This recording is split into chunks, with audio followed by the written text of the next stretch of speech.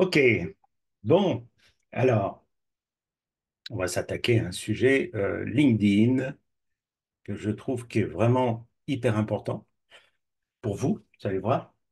Euh, donc, comme j'ai dit, on va diviser cet atelier en fait en deux, parce qu'il y a vraiment beaucoup de sujets à traiter là-dessus. Et vraiment beaucoup de contenu. Ça mériterait de faire une formation complète sur ce sujet-là. Mais je vais déjà essayer de vous aider gratuitement, offert, hein, pour toutes les personnes du groupe, comme je fais toutes les 2 semaines maintenant, cette année, pour essayer de vous offrir un maximum de choses euh, gratuites, de sujets sur lesquels vous pourriez mettre en place, qui peuvent être utiles pour votre croissance professionnelle. Pourquoi je fais ça? En fait, c'est très simple, c'est que déjà, ça fait une dizaine d'années, plus d'une dizaine d'années que je travaille avec des thérapeutes. Au début, ça a été par une collaboration avec un homme médecine amérindien, pour les personnes qui ne connaissent pas, et avec qui on a créé beaucoup de contenu, beaucoup de communication pour son association qu'il avait créée pour aider des enfants autochtones au Québec.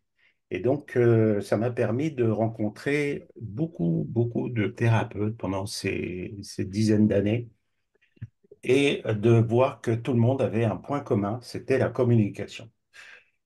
La plupart étaient d'excellents thérapeutes que j'ai pu rencontrer, mais ils n'arrivaient pas à vivre de leur activité. Alors, je me suis dit, il va falloir quand même que je crée quelque chose qui soit adapté pour la philosophie, pour les valeurs du thérapeute, qui ne sont pas les mêmes que, en fait, et je comprends bien pourquoi maintenant, c'est-à-dire que tout ce qu'on peut apprendre sur le marketing et sur la communication quand on voit des formations sur le web ou des accompagnements, ça ne correspond pas aux valeurs du thérapeute vraiment, en fait, parce que lui, il n'est pas dans l'optique de devenir riche ou d'être le plus riche du cimetière, il est dans l'optique d'aider les gens à aller mieux. Donc c'est complètement une autre philosophie. C'est ce que j'explique dans mon livre, pour ceux qui ne connaissent pas.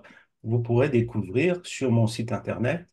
Il est ici l'art d'avoir une présence incontournable dans le bien-être sans compromettre ses valeurs.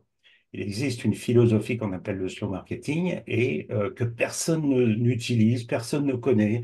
Pourquoi? Parce que tout le monde est pris dans un système qui est de faire des sous rapides, la rapidité. Et alors que le slow marketing est beaucoup plus basé sur la relation, sur l'entretien d'une connexion profonde avec les gens et d'une relation plus voir les choses à long terme plutôt que sur le court terme.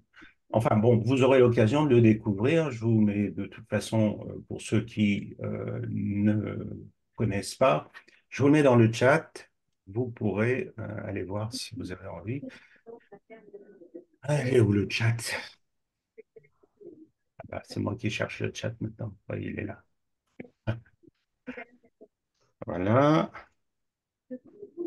Voilà. Donc ça, c'est pour découvrir le livre. Bon, maintenant, l'atelier, c'est pour vous aider à tirer parti de LinkedIn, qui est un outil vraiment puissant que j'ai découvert il n'y a pas si longtemps. C'est bizarre, hein. En fait, j'ai vraiment jamais, quasiment, utilisé LinkedIn dans sa pleine puissance. J'avais un profil, mais qui était abandonné, comme une vieille chaussette dans un tiroir. Et je m'en servais pas, en fait. J'avais pas vraiment de communauté. Je voyais pas vraiment l'intérêt. Et je me suis dit, je pense pas que je vais trouver ma clientèle dessus. Donc, c'est plus, pour moi, en fait, c'était plus une CV Tech en ligne plutôt que un outil, un réseau sur lequel je vais aller pouvoir éventuellement construire une clientèle et trouver toutes sortes de personnes intéressantes et pouvoir vraiment avoir augmenté ma notoriété, en fait. Et ça m'a vraiment aidé depuis, ça fait 1 an que je l'utilise, hein, même pas, je crois, euh, que j'utilise cet outil-là. Il faut couper je vous invite à couper votre micro si vous entendez le son en double. Des fois, ça peut faire la différence. Euh, Pourriez-vous couper vos micros, s'il vous plaît? On entend un écho désagréable, exactement. Donc là, j'ai plus la possibilité de le faire. Essayez de couper le micro, chacun.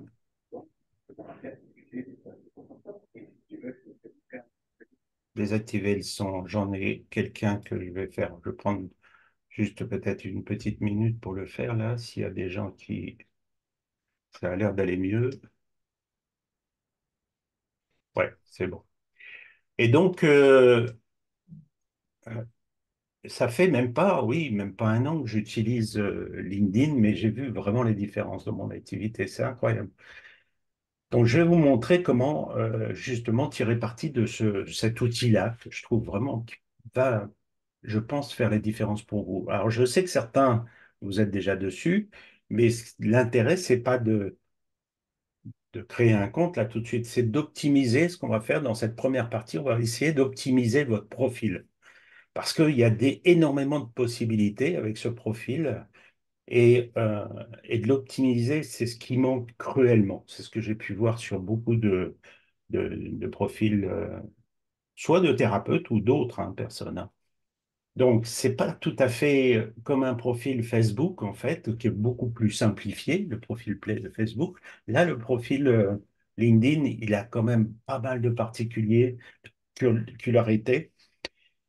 Et je vais vous montrer pourquoi vous, en tant que praticien, même si vous vous adressez pas à un public de, de professionnels, eh bien, ça va quand même vous aider dans différentes parties de votre activité. On va voir ça tout de suite. Je vais prendre une page en navigation privée. Donc, ici, voilà. Et je fais ça pourquoi? Pour éviter d'influencer mon navigateur et pour vous montrer comment, si je mets, par exemple, je mets mon nom, Sylvain Guy, vous pourrez faire l'exemple chez vous. Donc ça, j'en ai pas besoin. J'en veux pas, mais évidemment, je n'ai pas coché ce bon truc, tout refuser. Voilà.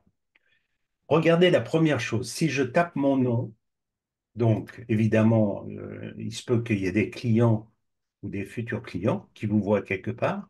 Et qu'est-ce qu'ils vont faire? Évidemment, ils vont taper votre nom. Pas taper autre chose, un mot-clé autre que votre nom.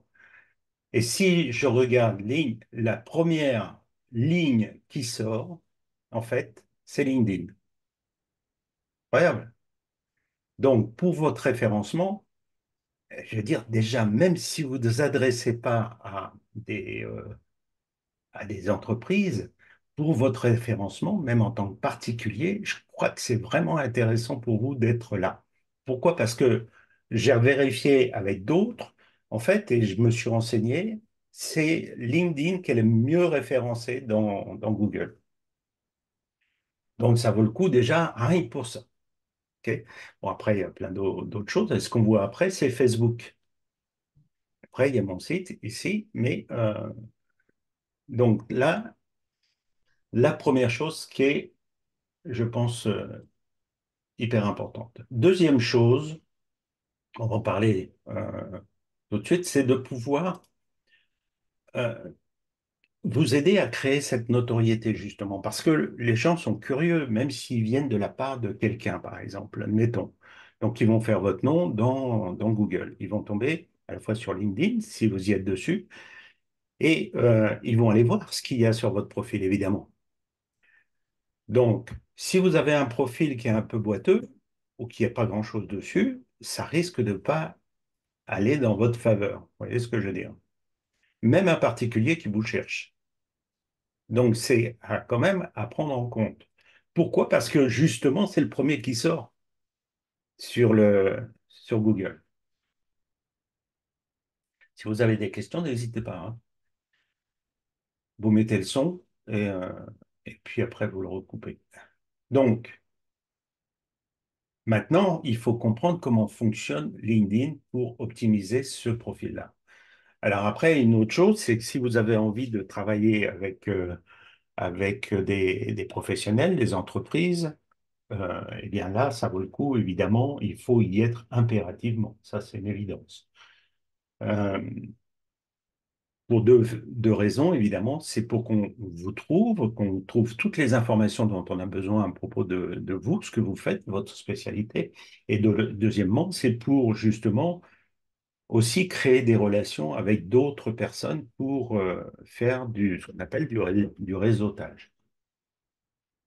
Et peut vous aider justement à créer euh, des partenariats éventuellement avec d'autres personnes. Je parle assez souvent de créer des partenariats avec des personnes qui sont dans des domaines qui peuvent être complémentaires à vous. Par exemple, je sais pas, une art thérapeute avec une sophrologue. Moi, je verrais bien une collaboration entre les deux. Vous voyez ce que je veux dire? Donc, là, vous pouvez aller chercher des personnes pour essayer de voir comment vous pourriez collaborer. Et ça vaut le coup parce que si votre profil, votre profil est bien fait, il va attirer évidemment d'autres personnes et ce sera plus facile aussi à vous de, de vous comment dirais-je, de montrer une certaine crédibilité. Donc, établir votre crédibilité, ça va y contribuer. Voilà. Donc, c'est pas qu'une simple CV Tech en ligne, hein, c'est ce que je pensais. Je pensais que c'était froid aussi, c'était un peu trop costume-cravate, vous savez, l'ambiance un peu. Mais non, en fin de compte, j'ai vu que le réseau s'était vraiment démocratisé, parce qu'à une époque, c'est vrai que c'était pas pareil. Donc, du réseautage avec des pairs et attraction de clients, ça c'est intéressant. Et je vais vous montrer pour différentes, vraiment des petites parties qu'on soupçonne vraiment pas.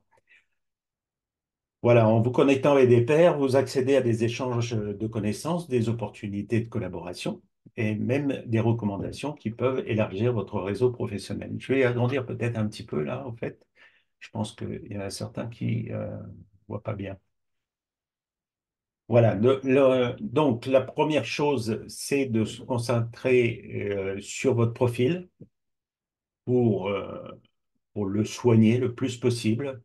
Donc, on va regarder au niveau de la photo du profil, comment avoir une photo professionnelle, un titre clair qui communique votre spécialité, un résumé engageant qui parle à la fois de votre mission, et qui peuvent faire toute la différence là, parce que c'est les choses qu'on va regarder en premier.